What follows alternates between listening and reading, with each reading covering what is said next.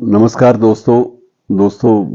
थोड़ी सी और एक साहित्यिक जानकारी आपसे बांट लेते हैं कि कुछ एक लेखक किस तरह से डूब कर लिखते हैं।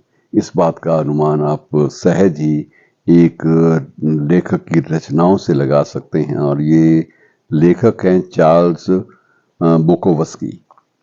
तो चार्ल्स बुकोवस्की की सबसे बड़ी जो विशेषता है वो बड़ी अजीब है कि उन्होंने जिंदगी उनका दावा है कि उन्होंने कभी भी ऐसा कोई लेखन नहीं किया जो सिर्फ लिखने के लिए ही किया जाता हो।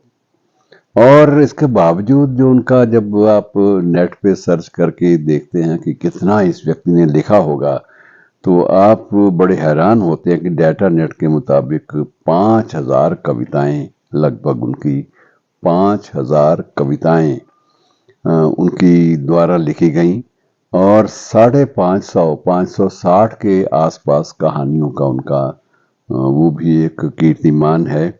और कुल जो पुस्तकें हैं जो कृति के आकार में आई हैं उनकी संख्या भी 130 मानी जाती है।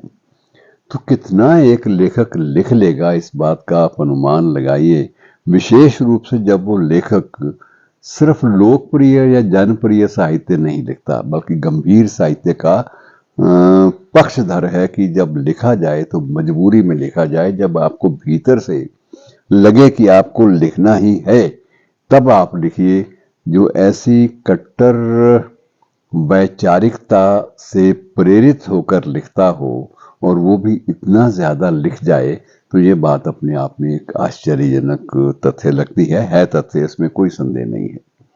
अब चार्ल्स की एक कविता है जिसको मैं थोड़ा सा आपसे बांटना चाहूंगा। मेरे एक अजीज हैं मित्र रविंद्र गासो, उन्होंने उसका अनुवाद भी मूल से प्रस्तुत करने का प्रयास किया है और उसमें विशेष रूप से यह है कि वो प्रश्न की मुद्रा में है वो कविता। उसमें यह है कि क्या आप ये चाहते हैं कि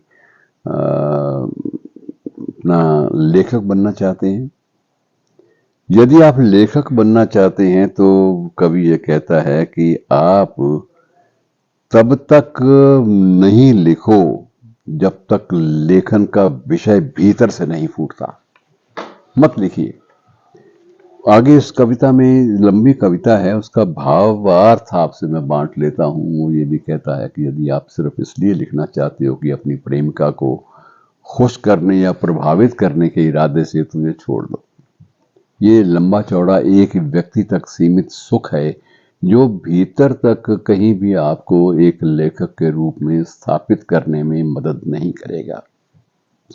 यदि आपका मकसद ये है कि आप लेखन के द्वारा अपने बायोडाटा में कुछ ज़्यादा इजाफा करना चाहते हैं, पुस्तकों की संख्या बढ़ाना चाहते हैं, तो भी मत लिखिए, क्योंकि ये पुस्तकों की संख्या बढ़ जाने के बावजूद चर्चा का विषय नहीं बनेगी। लोग हताश होंगे कि ये आदमी ने मशीनों की तरह से लिखा और उसमें कोई जो होना चाहिए वैचारिक उद्वेलन, उत्तेजक, विचारोत्तेजक बातें वो नहीं है, तो इस साहित्य का फायदा नहीं है। आगे चलकर वो ये भी कहता है कि अगर ये समझते हो कि इसलिए लिख रहे हो कि तुम कुछ स्त्रियों को रिझाना चाहते हो, तो भी गलत है। कई चीजें ये लेकर नहीं जाती, तुम्हें लोकप्रिय नहीं बनाएंगी। और यदि तुम ये महसूस करो कि मैं जो लिखूं पहले अपने माँ को सुनाऊं, फिर अपने पिता को सुनाऊं, वो थपकी दे मुझे, तो अभी मत लिखो। उसका भी कोई लाभ नहीं होगा। कोई भी माँ या कोई भी बाप या कोई भी स्त्री, पत्नी अपने पति, अपने बेटे की रचनाओं पर कोई क्रिटिक के तौर पर, एक आलोचक के तौर पर टिप्पणी नहीं करेंगे। वो सीधा आपको गुमराह करने का प्रयास करेंगे, आपकी तारीफ करेंगे और उस तारीफ के बदले में आपके लिए साहित्य में कोई भी ऐसी जगह नहीं बन पाएगी जिसके आप हकदार हैं। इसलिए बार बार चार्ल्स एक बात पे बल देता है कि ये ऐसे तब लिखो जब लगे कि वैचारिकता भीतर से एक झरने की तरह से फूट पड़ी है और आप उसके जो वैचारिक जो जल है, प्रपात है, झरना है, उसको रोकने में असमर्थ हो, तब लिखो। जब आप विवश होकर लिखते हो अपनी वैचारिकता के दबाव के तले या भावों के दबाव के तले, तब निश्चित रूप से आप ऐसी कृतियां दोगे, ऐसी चीजें लिखोगे जो कालजयी मानी जाएंगी, जो हर काल में, हर युग में चर्चा का केंद्र बनी रहेंगी। तो सबसे बड़ी आश्चर्य की बात यह है कि इतना ज्यादा